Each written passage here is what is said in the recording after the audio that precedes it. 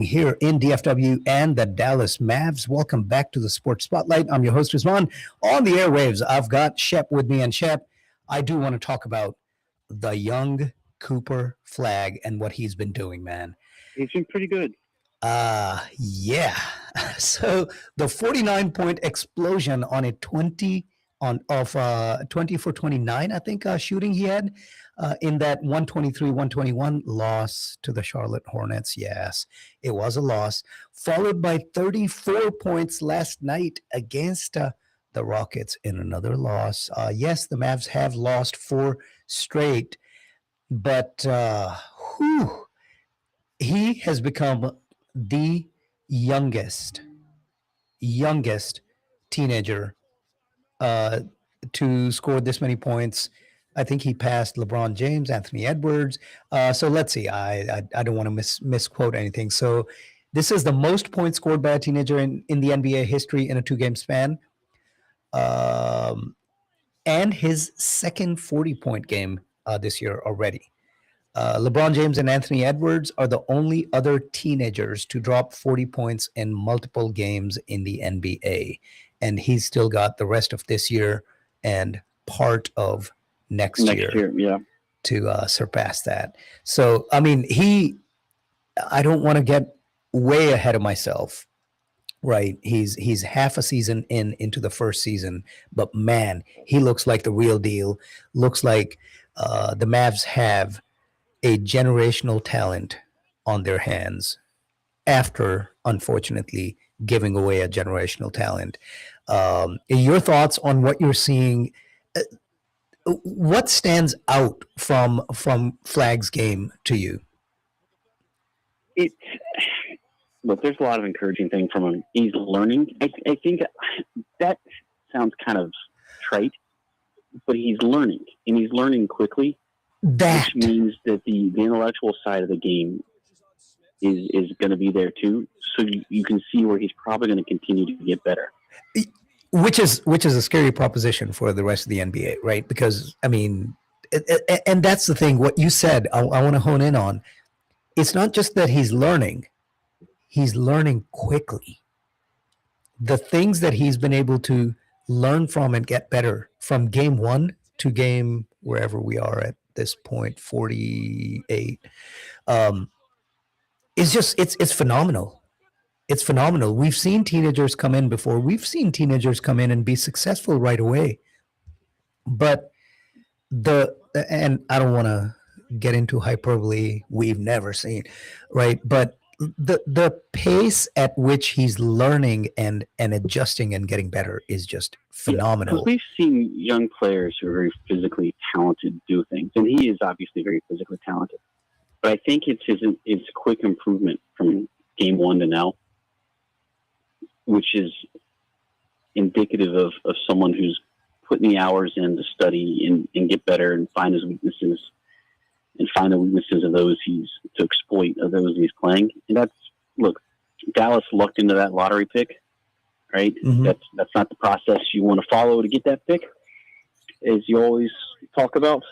But it looks like they may be able to, from a overall talent standpoint, replace Luka. It'd just be a different talent. Yeah, different style, different talent. And look, there's going to be a more and I was the biggest Luka defender when it came to just the lazy, he doesn't play defense, he's a liability. I would point to his 2+ steals per game that he was averaging, and he's still doing it for the Lakers. But I think there's going to be an element of defense, especially as Flag learns the game, as he adjusts to again, all of these things are scary propositions for the rest of the NBA, right? As he adjusts to the speed, to the level of play, as his body fills out, right? As he puts on a little bit more muscle, possibly, he's just going to get better and better. And I think the element of defense that he brings to the table is going to be a really, really welcome portion of the overall package that is Cooper Flag right now for the Dallas Mavs. It is absolutely, I think, It feels like he is a slam dunk hit as the first overall pick so far, and at this pace of learning and improvement, the sky's the limit. Yeah, no, I think he's been. I think that's the thing. Like the quick and obvious improvement is the most encouraging thing. Yep. So just for the audience, so we talked about learning and pivoting, right? For the franchise as well, what they have on their hands. They put him in at point guard for the first 7 games of the season, and he averaged 13.6 points per contest. And we talk about that as a failed experiment. He averaged 13.6, 6.3 rebounds, 2.9 assists with 2.1 turnovers while shooting 39% from the field. But if you zoom out, look at the overall season, in spite of those 7 games early on, he's approaching 20 points a game now. 19.8 points, 6.6 rebounds, 4.1 assists, while shooting 48.4% from the field. Again, that includes that 39% that he shot for the first 7 games, right? So since then, he's over 50% and over 20 points a game, and almost 7 rebounds a game and 5+ assists per game since moving out of that point guard position. So yeah, I think this is the trajectory should continue, and at the end, he's going to end up having one of the best rookie seasons the NBA has seen. And kudos to the Mavs again. You've got gold on your hands. Let's make sure let's make sure you continue to develop him and develop the talent around him. Put the right talent, figure out what the complementary pieces are. Let's see if Anthony Davis and Kyrie can come back, and let's see what that team looks like at this point. Since you haven't moved Anthony Davis, right? So let's see what you have on your hands. To be fair, Anthony Davis can't move for a while, so. Yes, maybe it's not the Mavs' fault that they were unable to move him. Yeah, man, I'm excited, and I'm hoping that I'm not my excitement doesn't run into a brick wall a couple of years down the line, because we've got to make sure we develop him the right way and put the right type of talent around him. There's a lot else happening in the world of the NBA, but we've got to pivot because it is now time to get to the king of sports. The NFL. Newman was there. Sutton quickly assembles with his team at the line. Clock is ticking. For Boney the snap. Crawshaw, the rookie, will hold it. Come on, finish it out. 39-yard field goal for the win. Will Lutz for the win. That was that 33-32 victory by the Denver Broncos, coming back in an improbable game against the Giants way back when. Remember? Oh, my goodness. Yeah. The NFL. I won a fantasy game that week. Thank you, Bo Nix. Bo Nix. Just from Bo Nix's fourth quarter, right? Yep. I think they had 24 points in the fourth quarter. Just insane stuff. All right. So let's talk about the championship games last week, and let's talk about that. The reason I wanted to start with the Broncos. So the Broncos Patriots. Bo Nix got hurt at the tail end of that Bills game the week before. Yeah. And obviously that turned out to be season ending, and you had Jason Stidham coming in as the starter. There was never a chance, right? There was a chance, but once the blizzard happened in the second half and they were down, they were just never going to move the ball. Yep. And that's impossible to move the ball in those type of conditions. And you got an overwhelming running game. I haven't watched enough tape to understand if this was more on Sean Payton or more on Stidham or more on the weather, because the plays that he kept calling, they were all these sideways plays. Yeah, I running don't think he these. trusted Stidham to throw the ball down the field, and he did get rid of his offensive coordinator after the game. So I don't know if that was scapegoating, but I mean, I think Peyton's job is pretty secure. I don't know what he was so unhappy about. Yep. But I think that, I mean, if you look, one of the reasons why the Patriots won the game is because of May's ability to move the ball with his feet. Yep. And absolutely. That, 10 rushes, 65 yards, and a touchdown. May did not have a good day. No, nobody was going to have a good day in that. Well, no, except, it was just miserable. Football weather. Except maybe Josh Allen or Patrick Mahomes. Those guys just seem to defy this type of weather. But yeah, I mean, May was 10 for 21. Stidham was 17 for 31. Stidham passed for 133 yards. May had 86 yards passing. You know, some might say he didn't need to, but I think I don't know, man. The game was there. The game was there. What did you think about that backwards pass that set up the only touchdown for the Patriots? Otherwise, we're probably talking about Jason Stidham against Sam Darnold in the Super Bowl. Yeah, well, Sam Darnold will cost somebody else their job this week. But, yeah, I think it was a backward pass. But the thing is, I'm a little worried about, we'll talk about the game more next week. I'm a little worried about the competitiveness of the Super Bowl. Oh, I am too. Yeah, we'll definitely get into that, and we'll get into why that might. There are pros and cons to that that way of thinking about the game, and we'll definitely get into that. But yeah, so I've looked at it, and I've tried to look at it, removing the veil of my deep dislike for the Patriots franchise. I thought the play when he threw it was a forward pass and it got deflected and moved backwards. The defender got his hand on it. I don't know. I don't know what the refs were doing. They called it a fumble. Then they said it's not a fumble. No, I'm sorry. Yeah, they did. They called it a fumble.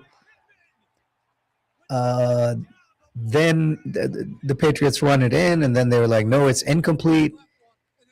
Just the whole thing was a mess. It was an odd sequence, and you would expect better from the officiating crew. Well, actually, I might argue that you wouldn't expect better, judging by what has transpired over the last month or so. You would expect exactly that. It's just, I mean, I looked at it, and maybe we can go back and examine it a little more, and you can dissuade my way of thinking. But it looks like it obviously moves. He's behind the line, and the ball is moving toward the line, and then gets deflected and moves backward. It was just, I don't know. I mean, here we are, another big game decided by another questionable call, and here we are. The Patriots are going back to the Super Bowl. Let's talk about the other side. I felt even before, and again, we're gonna dive deeper next Sunday, but even going into these games last Sunday, I felt that the NFL championship was being decided in Seattle between the Rams and the Seahawks. So it's funny. We each have officiating beefs with championship games, and for me, it's the first half lack of defensive holding / defensive pass interference against the Seahawks not getting called that I have beef with, because they did it on a few plays that ended possessions for the Rams, and I think that if they get called, the Rams would win. Yeah, no, you're right.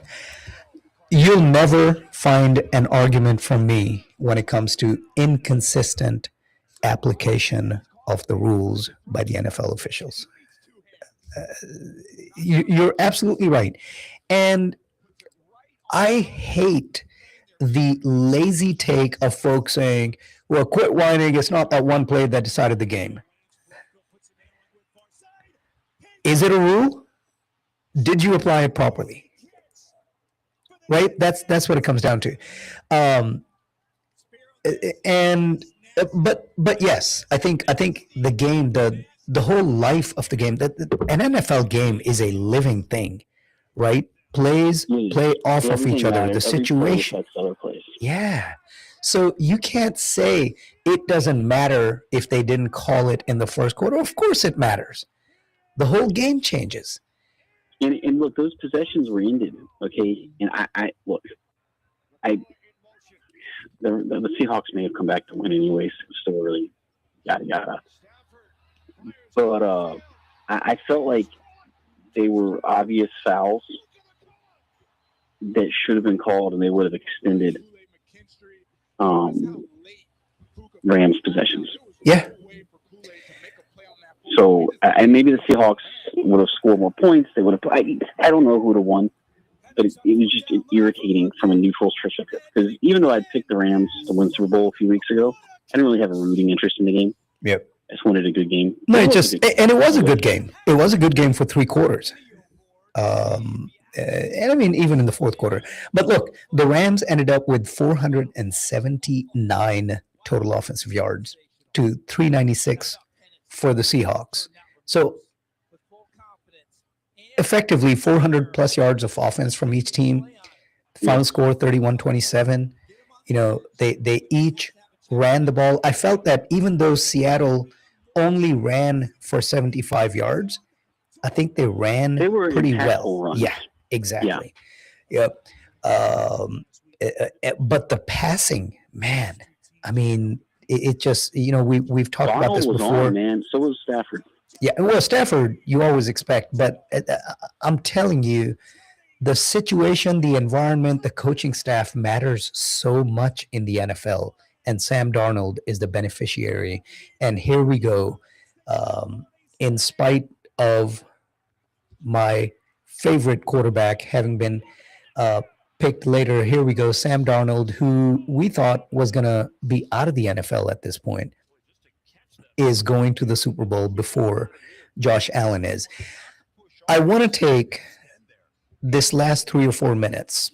I've got to say one thing, and then I want to come back to Josh Allen and the Buffalo Bills. So Wahaj M. Khan's solo exhibition. The renowned designer Wahaj M. Khan is bringing his stunning formal Ramadan and Eid luxury creations right to your doorstep at the Nilo Hotel in Plano. Elevate your style quotient with Wahaj's exquisite raw silk kalidars and 3-piece straight shirt sets, embroidered shisha silks with Resham embroidery, tie-dyed silks, and beautiful block print lenga cholis, ajrak jackets, and solid sets. All of this you can take advantage of on February 7th, 11 a.m. to 7 p.m. at the Nilo Plano, which is on Preston Road. Don't miss this exclusive shopping experience. Luxury you'll love, style you'll remember.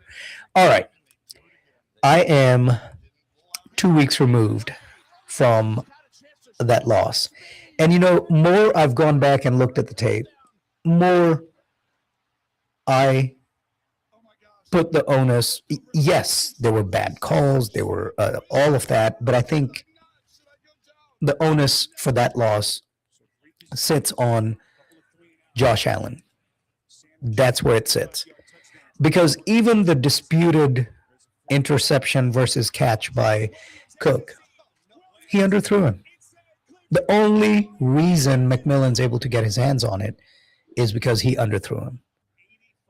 And I know he's got the arm strength to not have underthrown it. Now, he was pressured. You find out he apparently played the last month with a broken foot. He had surgery on that. It mattered. I'm sorry? It's tough to play quarterback when you got a broken bone in your foot. Yes. And that kind of explains because he doesn't do this, the underthrows and the overthrows, and it's his plant foot, right? And that's where if there's discomfort there, all of these bad plays, they kind of make sense. But I don't want to use that as an excuse. I just wanted to say, if they have one or two favorable calls, if they don't have the insane pass interference calls go against them after 3/4 of none of it being called, right? Maybe the results are different. But regardless, the more I've watched the plays, Josh Allen in the moment, whatever the reason, whatever the excuse might be, Josh Allen did not make the plays. He did not make that play to Knox. He did not make the play to Curtis Samuel. Right? If he's 6 inches lower to Knox, that's a touchdown. I mean, it's we'll talk about Sean McDermott next week, but ultimately, I wanted to make sure my mea culpa here. I wanted to make sure, since I am always defending him and looking at other things, the more I've looked at it, it's those plays. If he makes that play for about, leads Samuel by 3 or 4 more yards, it's a touchdown. Locke is not able to come over and intercept it. If he leads Cook by another yard, it's a catch. I mean, hell, maybe an inch, right? The way it played out. If he's 6 inches lower to Dalton Knox on that play, that's a touchdown. He's walking in, and the Bills are winning. So there were plenty of opportunities, and he did not make the plays. Whatever the reasons, excuses might be, he did not make the play. As a fan, all I can hope, do I think we need to cut him? No. Do I still think he's one of the 5 best quarterbacks in the NFL? Absolutely.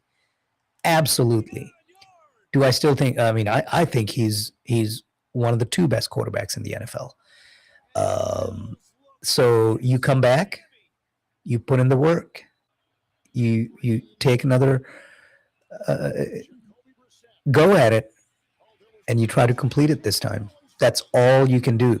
I think winning is so hard in the NFL that we kind of take it for granted when we see great talent, but it takes so much more. And we've been the young fan may have been spoiled a little bit by watching the consistent success from the Patriots.